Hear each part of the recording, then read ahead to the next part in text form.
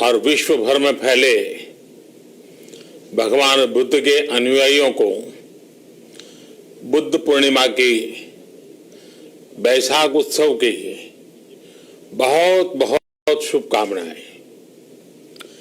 ये मेरा सौभाग्य है कि मुझे पहले भी इस पवित्र दिन पर आपसे मिलने, आप सभी से आशीर्वाद लेने का अवसर मिलता रहा है।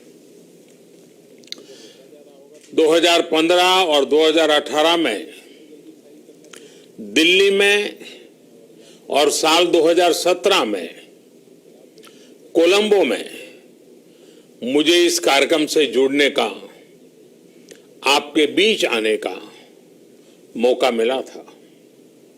हाँ, इस बार परिस्थितियां ही कुछ और हैं, इसलिए आमने सामने आकर के आपसे मुलाकात नहीं हो पा रही। साथियों, भगवान बुद्ध का वचन है, मनो पुब्बम गमा धम्मा, मनोसेट्टा मनोमया, यानी धम्म मन से ही होता है, मन ही प्रधान है, सारी प्रवृत्तियों का अगुवा है। इसलिए आपका और मेरा मन का जो जुड़ाव है, उसके कारण सशरीर उपस्थिति की कभी उतनी महसूस नहीं होती। आपके बीच आना बहुत खुशी की बात होती, लेकिन अभी हालात हमें वो परमिट नहीं करते हैं और इसलिए दूर से ही टेक्नोलॉजी के माध्यम से आपने मुझे अपनी बात रखने का अवसर दिया। इससे बढ़कर के संतोष और क्या हो सकता है। साथियों, लॉकडाउन की इस विकट परिस्थितियों में भी वर्चुअल वैशाख बुद्ध पूर्णिमा दिवस समारोह, इसके इस आयोजन के लिए अंतर्राष्ट्रीय बौद्ध संघ प्रशंसा के पात्र है। आपके इस अभिनव प्रयास के कारण ही इस आयोजन में विश्व भर के लाखों अनुयायी एक दूसरे के साथ जुड़ रहे हैं।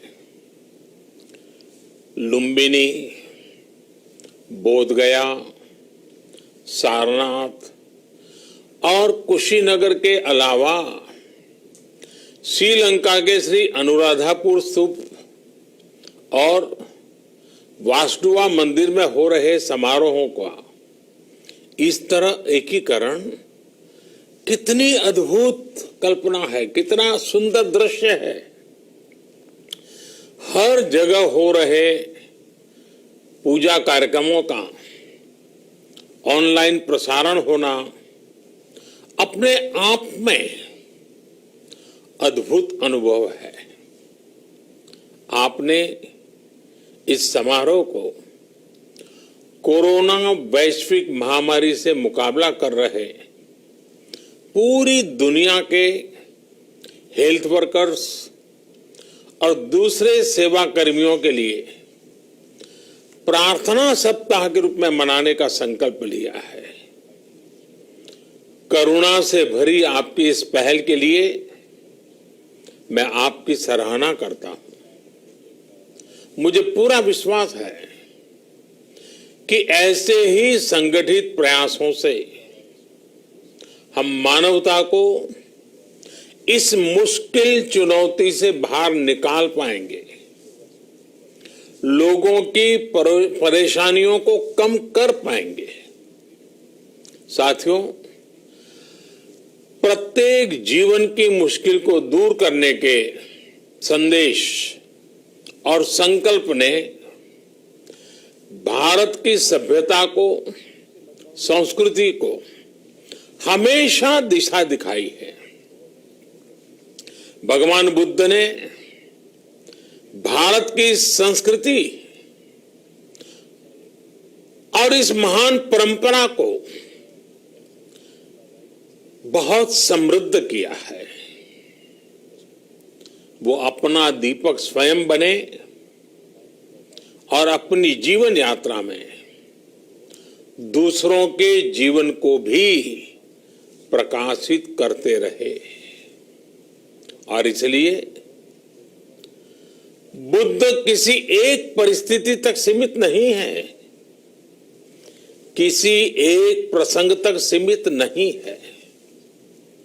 सिद्धार्थ के जन्म, सिद्धार्थ के गौतम होने से पहले और उसके बाद इतनी शताब्दियों में समय का चक्र अनेक स्थितियों परिस्थितियों को समेटते हुए निरंतर चल रहा है। समय बदला, स्थिति बदली, समाज की व्यवस्थाएं बदली, लेकिन भगवान बुद्ध का संदेश हमारे जीवन में निरंतर प्रवाहमान रहा है। ये सिर्फ इसलिए संभव हो पाया है क्योंकि बुद्ध सिर्फ एक नाम नहीं है, बल्कि एक पवित्र विचार भी है। एक ऐसा विचार जो प्रत्येक मानव के हृदय में धड़कता है, मानवता का मार्गदर्शन करता है। बुद्ध त्याग और तपस्या की सीमा है। बुद्ध सेवा और समर्पण का पर्याय है। बुद्ध मजबूत इच्छा शक्ति से सामाजिक परिवर्तन की पराकाष्ठा है। बुद्ध वो है जो स्वयं को तपाकर, स्वयं को खपाकर, खुद को न्योछावर करके पूरी दुनिया में आनंद फैलाने के लिए समर्पित है। और हम सभी का सौभाग्य देखिए, इस समय हम अपने आसपास ऐसे अनेकों लोगों को देख रहे हैं जो दूसरों की सेवा के लिए, किसी मरीज के इलाज के लिए, किसी गरीब को भोजन कराने के लिए, किसी अस्पताल में सफाई के लिए, किसी सड़क पर कानून व्यवस्था बनाए रखने के लिए 2400 घंटे काम कर रहे हैं। भारत में, भारत के बाहर ऐसा प्रत्येक व्यक्ति, विश्व के हर कोने में ऐसा प्रत्येक व्यक्ति अभिनंदन का पात्र है, नमन का पात्र है। साथियों, ऐसे समय में जब दुनिया में उथल पुथल है, कई बार दुख, निराशा, हताशा का भाव बहुत ज्यादा दिखता है, तब भगवान बुद्ध की सीख और भी प्रासंगिक हो जाती है। भगवान बुद्ध कहते थे कि मानव को निरंतर ये प्रयास करना चाहिए कि वो कठिन स्थितियों पर विजय प्राप्त करे, उनसे बाहर निकले। थक कर रुक जाना ये विकल्प नहीं हो सकता। आज हम सब भी एक कठिन परिस्थिति से निकलने के लिए निरंतर जुटे हुए हैं, साथ मिलकर काम कर रहे हैं। भगवान बुद्ध के बताए 4 सत्य यानी दया, करुणा, सुख दुख के प्रति समभाव और जो जैसा है उसको उसी रूप में स्वीकारना, ये सत्य निरंतर भारत भूमि की प्रेरणा बने हुए है। आज आप भी देख रहे हैं कि भारत निस्वार्थ भाव से बिना किसी भेद के अपने यहां भी और पूरे विश्व में कहीं भी संकट में घिरे व्यक्ति के साथ पूरी मजबूती से खड़ा है। लाभ हानि, समर्थ असमर्थ से अलग